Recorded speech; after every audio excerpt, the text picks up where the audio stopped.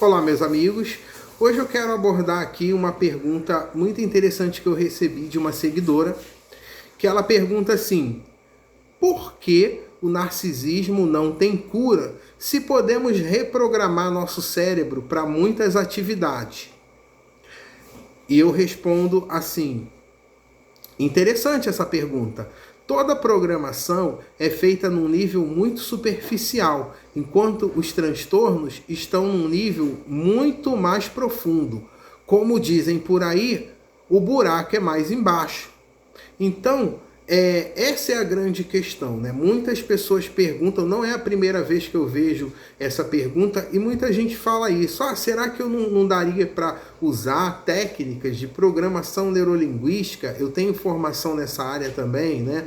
Técnicas de hipnose, eu também tenho formação em hipnose. E as pessoas falam, será que não dá para usar essas técnicas e tirar o transtorno ali da pessoa narcisista? E assim, eu sempre falo, tanto a hipnose quanto a reprogramação, elas atuam, funcionam, tá? Funciona.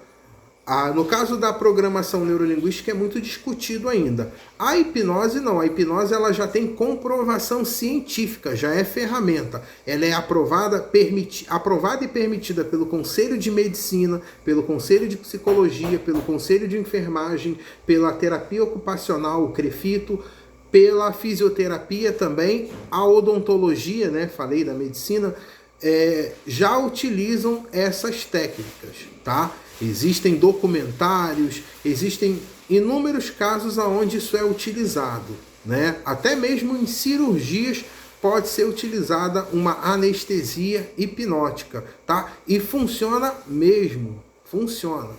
Tem comprovação científica já. A neurolinguística ainda é muito discutido. Agora, o que acaba acontecendo? Por que não dá para, vamos dizer, não vou usar esse termo cura, porque nem é correto usar o termo cura, tá? Porque a psiquiatria não descobriu cura para transtorno algum até hoje, tá? O campo da medicina que menos evoluiu nos últimos 40 anos foi a psiquiatria. Então, assim, não tem cura comprovada para transtorno nenhum. Agora, não tem cura, mas tem tratamento. Mas se não dá para curar, vai tratar para quê? Para aumentar a qualidade de vida. Uma pessoa pode ter um transtorno, mas ela não está sentenciada a viver uma vida sem qualidade. A qualidade de vida da pessoa consegue melhorar muito, aumenta muito. A frequência com que as crises surgem é muito menor. A intensidade dos sintomas fica muito menor se tiver tratamento. Então, uma coisa é uma pessoa que tem um transtorno e está tratada. E outra coisa é uma pessoa que tem um transtorno e não está se tratando. É muito diferente. A qualidade de vida de alguém que tem transtorno psiquiátrico ou transtorno de personalidade, como é o caso do narcisismo, porque é diferente, eu já expliquei essa diferença aqui, quando tem tratamento, a qualidade é muito melhor, mas muito melhor mesmo. A qualidade de vida dessa pessoa pode chegar muito próxima da normalidade. E às vezes tem gente que fala, não, mas eu me curei. Não curou. Existe um fenômeno psicológico que chama-se remissão espontânea do sintoma.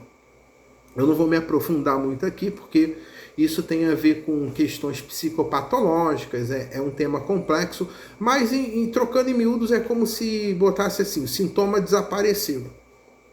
Mas isso dá para dizer que é cura? Não. Não tem comprovação de que eles não possam voltar no mês seguinte, no ano seguinte, enfim. Mas pode haver, não podemos confundir remissão espontânea de sintomas com cura, tá? Então, pela ciência, não tem cura. Então, quando você vê alguém falando, porque curou, não curou. Ou houve remissão dos sintomas, ou então a pessoa está se tratando e a qualidade de vida dela aumentou de forma que é quase como se não tivesse o transtorno. Na verdade, ela aprendeu a lidar com o emocional dela. E esses transtornos, eles têm fundo emocional. Alguns né, tem participação da fisiologia, da nossa química corporal, tá? É por isso que muitos casos tomam medicação, é isso que explica, tá? Porque esses transtornos são multifatoriais. Enfim, a grande questão é essa: a programação ela vai atuar num nível muito superficial. E aí até tem assim, acho que o nosso maior exemplo na história, né, é o que aconteceu com Freud. É só você dar uma olhada. Por que Freud largou a hipnose? Por causa disso. Porque era possível mexer ali num sintoma superficialmente, só que aparecia alguma outra coisa. Aí ele ia lá, suprimia com a hipnose, aí aparecia outro. Aí ele suprimia de novo, aparecia outro. E de novo e outro. Chegou uma hora que o Freud, né, um sujeito que tinha uma ambição de fazer ciência séria, então ele percebeu que na verdade ele estava brincando de gato e rato com sintoma. Ele não estava indo na causa raiz como ele ambicionava fazer. E aí ele percebeu que não estava indo tão profundo. Aquilo estava pegando ali na superfície. E isso que é muito perigoso. Por isso que quando a gente recomenda, olha, busca um profissional que seja especializado nisso. Por quê? Porque existem inúmeras coisas por aí que podem fazer com que você consiga suprimir um sintoma e você vai se enganar, você vai achar que isso te curou.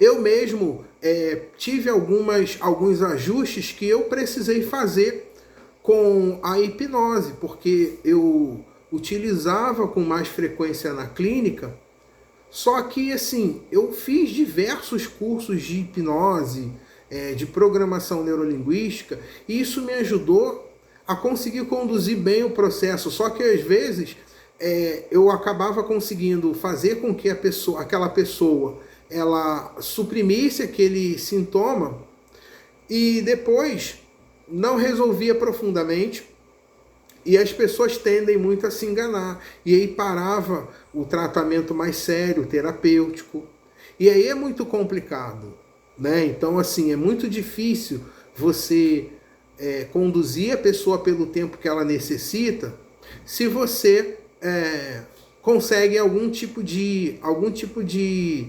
solução superficial. E a preocupação nossa profissional com a seriedade de tratar a causa raiz nos leva a olhar muitas vezes com desconfiança para essas promessas muito sensacionalistas. O cara está ali prometendo quase que um milagre, né? Então tenha cuidado com isso. É importante estar sendo acompanhado ou acompanhada por um profissional, principalmente você que passou por um relacionamento abusivo.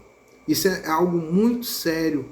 Atuando o tempo todo com vítimas desses relacionamentos, eu vejo coisas assim muito graves, coisas muito cruéis, né? Como fica a vida da pessoa que passou por isso.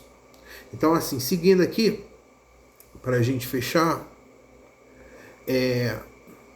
um exemplo disso são os vídeos motivacionais. Eles te animam na hora, mas não trazem transformações profundas. Eles têm esse efeito de programação mental, mas passa rápido. É por isso que programação mental ainda não tem comprovação científica. Seus efeitos são passageiros. Funciona na hora. Observação, não estou dizendo que seja inútil. Ao contrário, é útil para resolver questões pontuais. Só faz sentido nessas situações, e eu mesmo adoro utilizar esses recursos quando fazem sentido, não há problema algum. Só não podemos nos iludir nem deixar de reconhecer as limitações desse método. Na ciência, aprendemos a manter posição de humildade. Então, isso é uma coisa que a gente aprende logo no começo do contato que a gente tem ali com a ciência, no caso, a psicologia, né? Temos que ser humildes. A gente tem que reconhecer as potencialidades do método que a gente está usando, mas a gente tem que reconhecer os limites deles, né?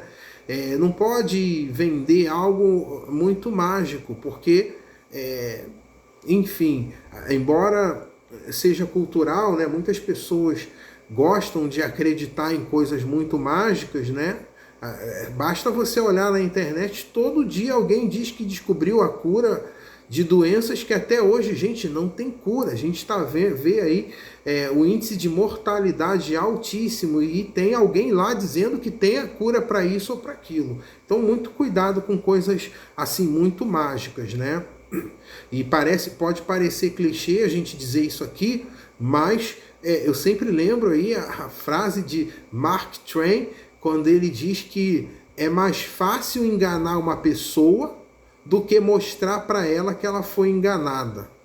Então é mais ou menos por aí. Às vezes a gente está alertando a pessoa e ela parece que quer ficar no engano, né? E aí até o próprio Freud que eu citei também diz algo nessa linha, né? Ele diz que as massas nunca tiveram sede da verdade, né? Ele diz isso lá no livro Psicologia das Massas, que inclusive é um excelente livro aí, fala sobre esse processo aí todo de influência, de engano, de manipulação de massas, né?